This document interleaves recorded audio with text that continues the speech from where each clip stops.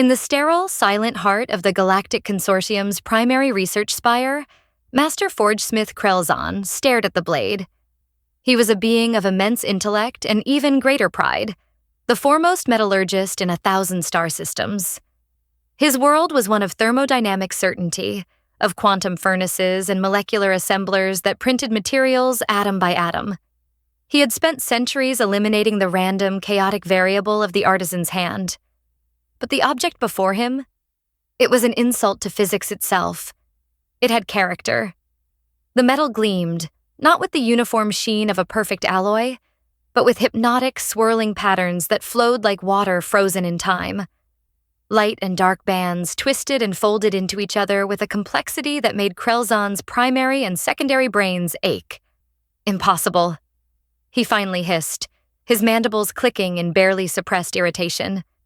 This material composition violates 3 core tenets of advanced metallurgy. It is simultaneously flexible and hard on a molecular level without a stabilizing energy field. It should not exist. His assistant, a young Vorkelian named Tick, shivered, his eye stalks rigid with cognitive stress.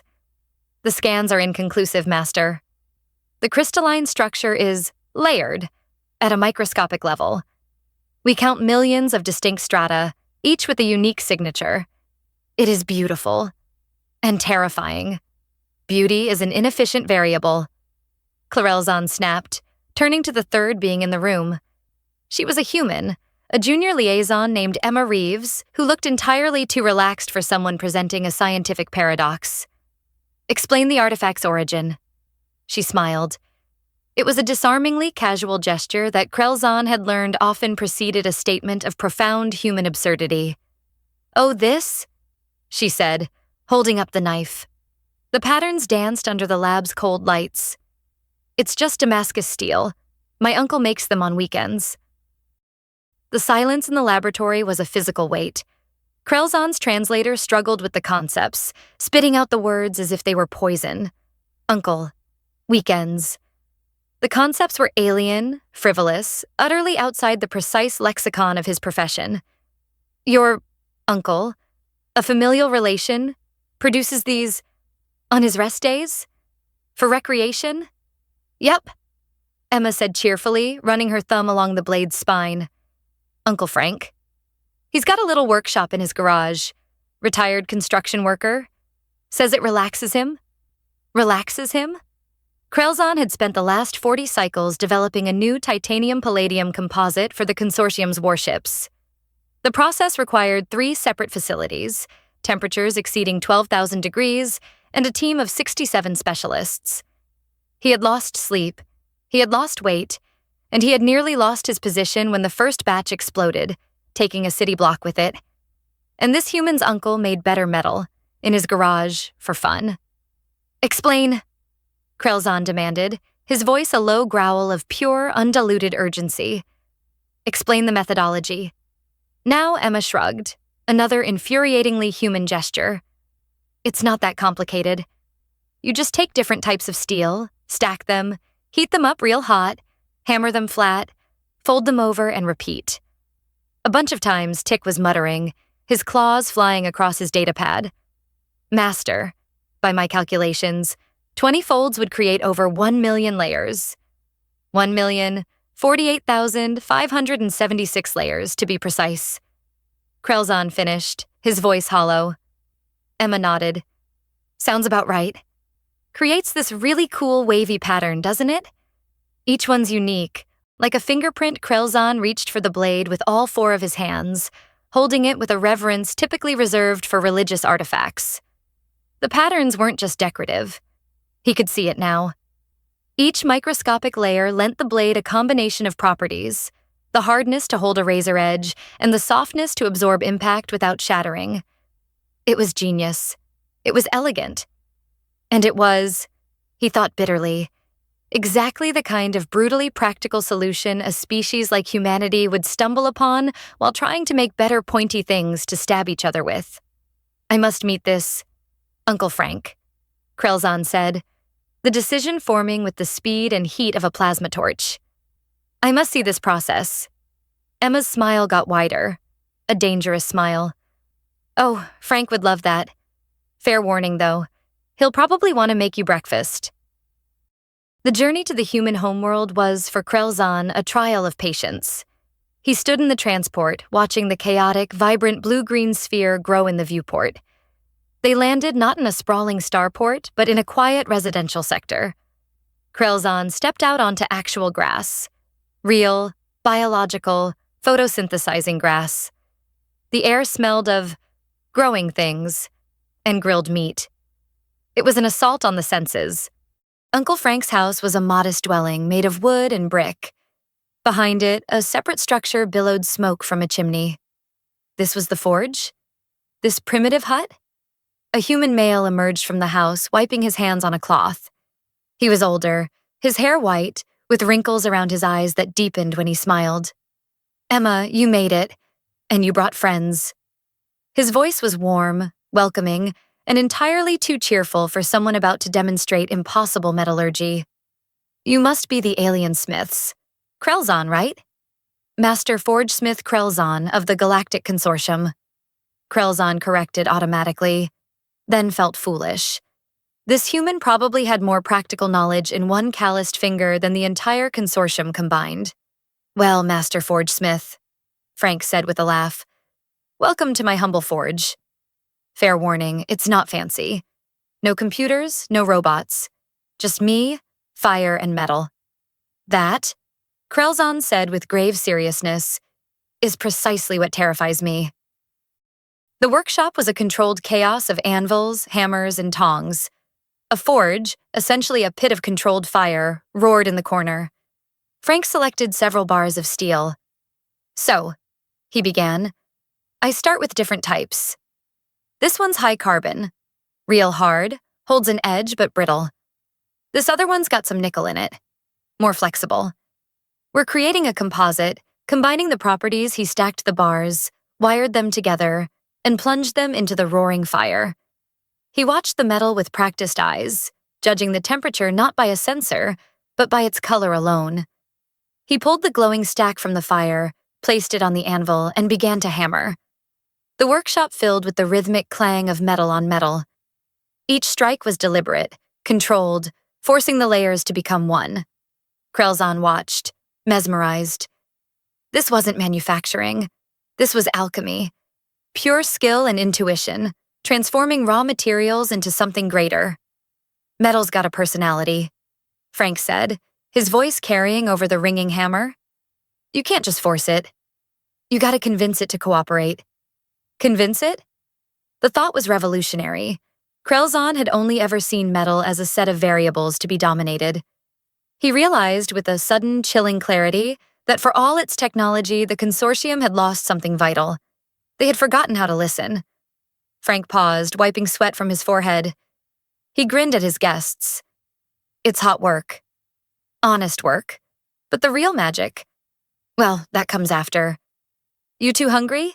My wife Margaret's making bacon and coffee." Breakfast was another human ritual that defied logic. The bacon, as Emma had promised, was extraordinary. And the coffee? Krelzon scanned the dark liquid. "A psychoactive stimulant derived from roasting a plant's seed?" he inquired. "And you consume this ritually every morning?" "Helps get the engine started," Frank chuckled. "Can't even find my hammer without it." Simple, primitive, terrifyingly effective. After a breakfast that further rearranged Krelzon's understanding of science, they returned to the workshop. Frank had ground and shaped the folded bar of steel, and it looked like any other piece of metal. "Now for the magic part," Frank said, producing a bottle of acidic liquid. He applied the acid to the surface. Within seconds, the pattern bloomed into existence. Swirling, organic, beautiful. A frozen river of light and shadow locked within the steel. "Impossible," Krelzon breathed. "Not impossible," Frank corrected gently. "Just requires patience. Requires caring about the work." It was at that moment of profound revelation that Krelzon's communicator chimed. The signal was encoded, director level, urgent. He stepped outside, the smell of the forge still clinging to him.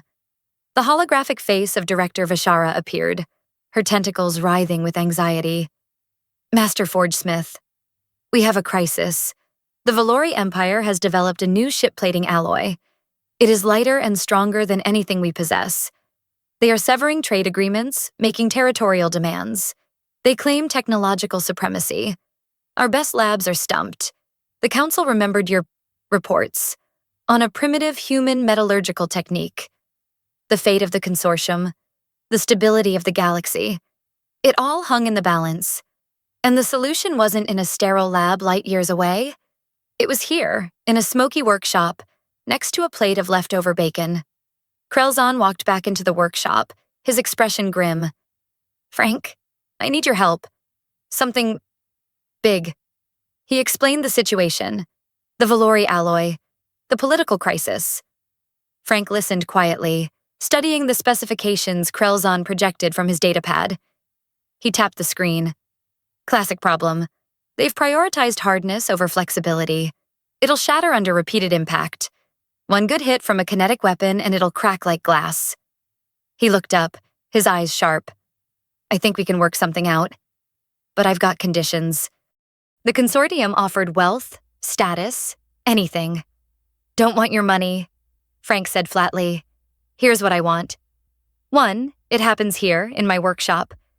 2, I teach your metallurgists the technique properly. And 3, the knowledge gets shared. Freely. Across the entire consortium. No patents, no monopolies. Craft knowledge belongs to everyone willing to learn it. The consortium, left with no other choice, agreed. Within a day, Frank's quiet workshop became the most important location in the galaxy. A team of the consortium's finest scientists and engineers arrived. One of them, a haughty Corellian engineer, immediately began scanning the forge. Your heat distribution is wildly inefficient. The Corellian stated, holding up his device. My calculations show a 47% energy loss. We can optimize this. Frank just smiled. Does your calculator tell you how the metal feels when it's ready? No? Then put that away and pick up a hammer. Frank took one look at the crowd of arrogant scientists, selected 5 of the most open-minded, and kicked the rest out. For 3 days, they worked. Heating, hammering, folding. Frank taught them to see with their eyes, not their sensors. To feel the metal, not just calculate it. On the 4th day, they had it. A bar of Damascus steel forged from a quantum-aligned alloy and a titanium-palladium composite. It shimmered with an otherworldly iridescence. It was lighter than the Valori metal, stronger than the consortium standard, and it flexed under stress instead of shattering. It was perfect. At an emergency council meeting, held via hologram in Frank's backyard, Director Vishara was speechless. How soon can we begin mass production? Frank and Krelzon exchanged a look. That's the thing, Frank replied calmly. You can't. This isn't something you automate.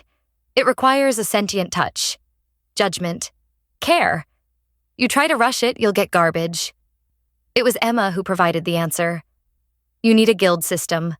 Like on medieval Earth, masters who train apprentices. Knowledge passed down through teaching, not just data files. The idea was radical, inefficient, but it was their only hope. 1 year later, the Valori threat had faded, not into conflict, but into grudging admiration and a desperate desire to join the new Consortium Metallurgical Guild. Krelzon stood in a grand new forge on a consortium station, but it was built to Frank's specifications. Open, with the smell of fire and honest work. He was no longer just a scientist. He was a master smith. He watched a young apprentice, a 6-limbed being from a methane-breathing world, struggle to complete a fold. It is not precise, Master Krelzon. The apprentice lamented. My strikes are not uniform. Krelzon didn't offer a technical correction. Instead, he placed one of his 4 hands on the apprentice's shoulder. Listen to the ring of the hammer, he said, his voice now warm, patient. The metal is talking to you. What is it saying? He had fully embraced the philosophy. He understood now. Humanity hadn't saved the galaxy with a wonder weapon or a fleet of warships. They had saved it with a weekend hobby.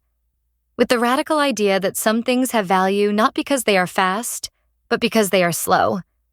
not because they are efficient, but because they are made with care. They had reminded the galaxy that the greatest strength is not knowledge that is hoarded, but knowledge that is shared. From one small garage, a revolution of craft, of community had been forged.